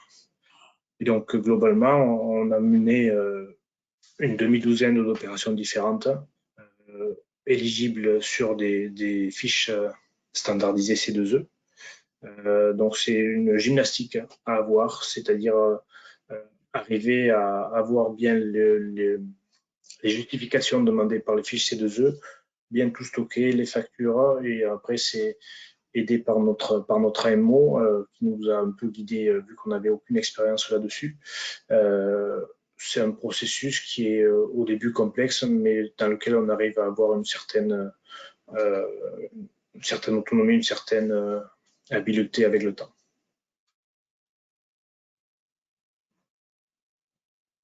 On a aussi pour les grosses opérations, afin d'assurer un peu nos arrières, parce qu'en fait, en tant que SEM, on gère des fonds publics, donc nous, on ne veut pas dépenser de l'argent, partir sur des projets de travaux avec trop de risques. On fait appel à des bureaux de contrôle comme Tech Energy qui est intervenu précédemment pour venir en amont de tout contrôle du pôle national des C2E, vérifier les documents collectés, faire une visite sur site et nous faire un rapport avec avis pour la certification de l'opération. Donc ça, on a mené ça pour les grosses opérations et ça permet clairement de pouvoir mettre le doigt sur des documents qu'on aurait oubliés, qu'on aurait mal présentés et de pouvoir retravailler notre dossier afin de pouvoir présenter un dossier sans faute au pôle national. Et c'est clairement un avantage. Donc, on a fait un petit SWOT. Donc, si on regarde un peu les forces qu'on a, c'est que notre activité de gestionnaire de production d'énergie, chaleur et froid fait que on est par définition axé sur les économies d'énergie, sur la sensibilisation des gens et notre sensibilisation aux économies d'énergie. Et on s'est en plus doté d'un AMO, qui est la C2E, qui est dédié uniquement au certificat d'économie d'énergie, qui nous aide dans ce domaine dans lequel, il y a quelques années, on était totalement néophyte. Par côté faiblesse, c'est que, comme je vous disais, on n'y connaissait rien, il faut bien le dire. Donc, on se forme sur le tas. Il faut être à l'écoute de toutes les évolutions, des évolutions de fiches. C'est en fait un travail à part entière. Et c'est une nouveauté qui déroute souvent notre accompagnement administratif. Comment imputer, comment expliquer qu'on puisse faire des travaux qui, au final, ne nous coûtent rien. C'est un peu compliqué au niveau des commissaires aux comptes. Alors, ils comprennent, mais ça demande une petite mise au point, puisque c'est un peu nouveau pour eux aussi. Ce qu'il y a, c'est qu'on a beaucoup d'opportunités parce qu'on a un parc de matériel qui est important, qui est en croissance. Donc, on a des matériels qui ont des fois plus de 30 ans de durée de vie derrière eux, donc il faut remplacer. Et les certificats d'économie d'énergie nous aident beaucoup pour remplacer des matériels qu'on aurait parfois gardés avec des rendements qui auraient été moindres. Donc là, maintenant, ça nous permet de les remplacer sans trop de dépenses. Et la menace dont je vous parlais tout à l'heure, c'est cette barrière des 50 gigawattheures, c'est-à-dire qu'on n'a qu'une seule dérogation annuelle pour présenter des petites opérations qu'on doit regrouper. Et donc, il faut qu'on attende tout le temps la fin de l'année en étant des fois parfois limite sur la durée entre fin de travaux et dépôt du dossier. Et les délais d'obtention, du coup, vu qu'on doit attendre presque un an des fois pour présenter les dossiers C2E, si en début d'année, votre prix C2E il est à 8 € et qu'en fin d'année, il tombe à 5 €, en fait, vous avez perdu 3 € le mégawattheure Cumac. Et si vous ne l'aviez pas prévu, cette incertitude dans votre budget, ça peut vous changer un peu tout.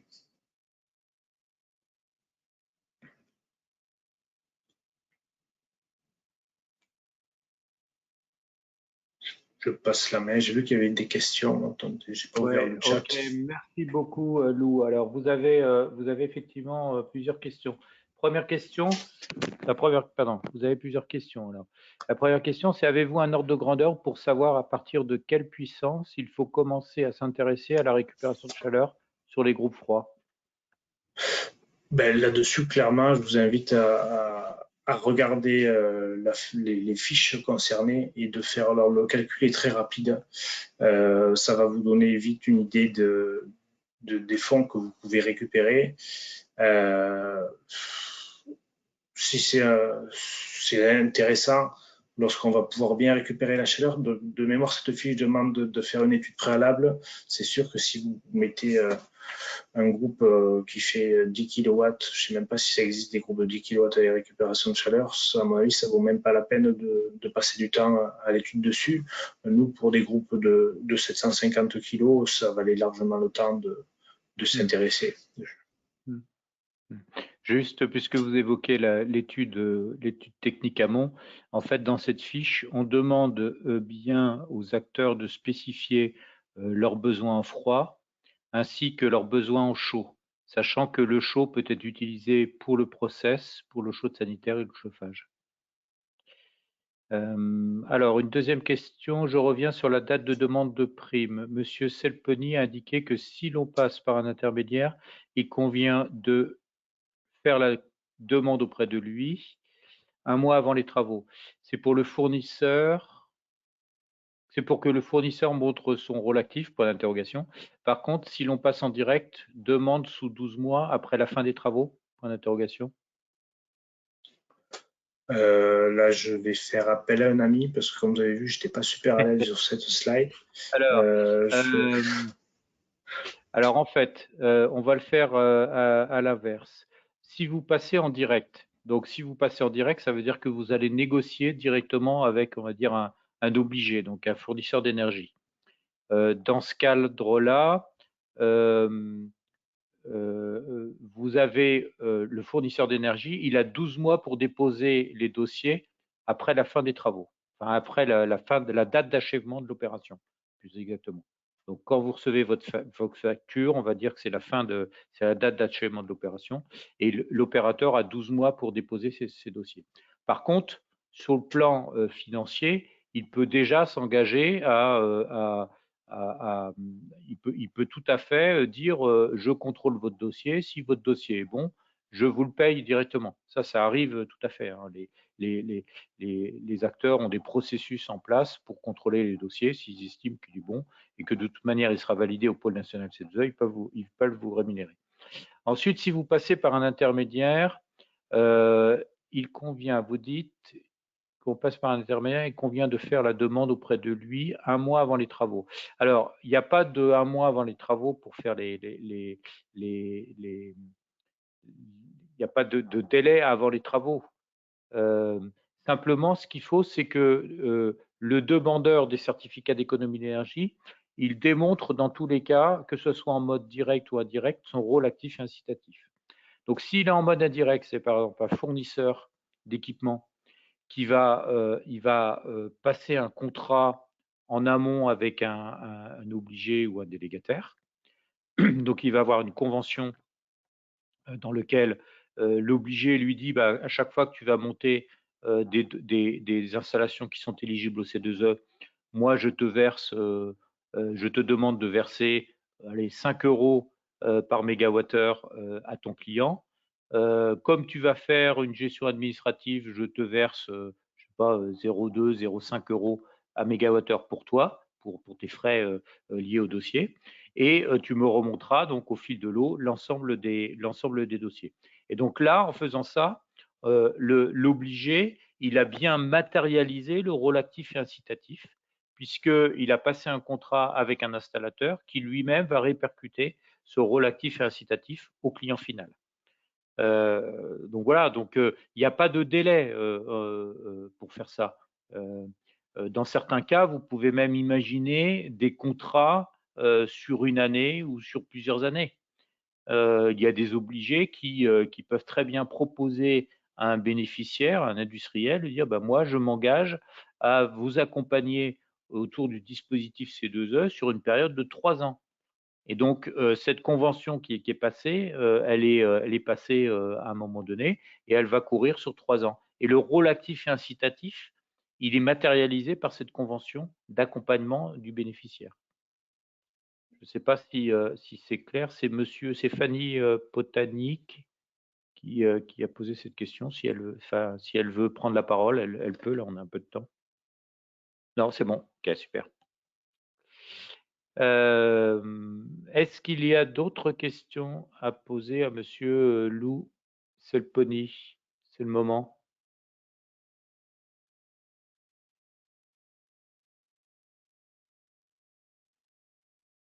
Vous avez jamais moi j'en ai une, c'est est-ce que vous avez déjà travaillé avec des fournisseurs qui viennent vous voir et qui vous proposent justement d'intégrer dans leur qui intègrent dans leur devis l'aide financière et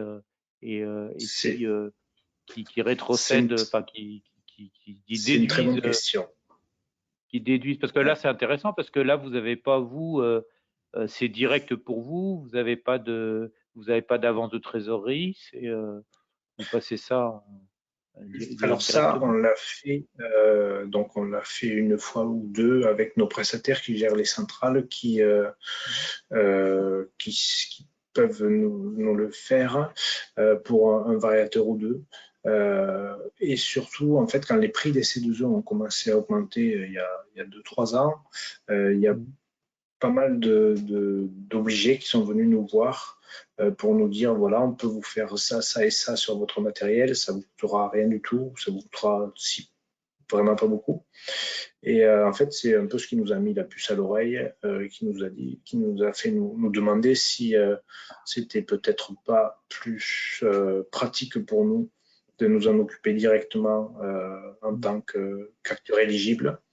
Et c'est quelque part ce qui a participé à notre décision de créer notre propre compte sur EMI et de les gérer nous-mêmes, c'est que on ne voulait pas, en tant que SEM gérant de l'argent public, est soumis au code des marchés publics, donc à des règles précises de sélection des partenaires avec lesquels on travaille. On ne voulait pas travailler avec des gens sans pouvoir avoir mis clairement les gens en concurrence. Donc on s'est dit, il vaut mieux qu'on le fasse nous directement pour gérer les fonds en toute sécurité, en toute rigueur, plutôt que de passer directement par un prestataire, même si ça serait plus simple. Alors pour les personnes là qui nous écoutent, effectivement, vous êtes quand même dans un cas spécifique, c'est-à-dire que vous êtes considéré comme industriel mais éligible, alors que généralement un industriel n'est pas éligible. Donc il ne peut pas demander des C2E, donc il est obligé de passer soit par un obligé, un délégataire, ou par un intermédiaire, ou voire de travailler directement avec un fournisseur. Est-ce qu'il y a d'autres questions à poser à Lou Selpeny? C'est le moment. Non, il n'y a pas d'autres questions. Enfin, faut dire que votre présentation était particulièrement claire. Hein. Je vous remercie. Oui, c'était. Peut-être que tout le monde s'est endormi. Non, non, non, le sujet était très bien posé. Écoutez, s'il n'y a pas d'autres questions, il est midi moins le quart. Hein, on peut tout à fait clore ce webinaire. Enfin, sauf si Monsieur Selpeny a d'autres points à rajouter. Je n'en vois pas particulièrement, donc pour moi c'est bon. Eh bien, donc, je vous rappelle que cette présentation sera disponible sur le site de la T2E pendant un mois et que vous aurez, on peut partager vos présentations, Monsieur Selpeny, il n'y a rien de confidentiel. Bien entendu, il n'y a rien de confidentiel. Donc, on vous mettra à disposition aussi sous mode PDF cette présentation. Et il me reste à vous remercier donc pour votre attention et à vous souhaiter une bonne journée et un bon déjeuner. Voilà, merci à toutes et à tous, et au plaisir de vous croiser à nouveau dans un autre webinaire. Au revoir. Merci, au revoir.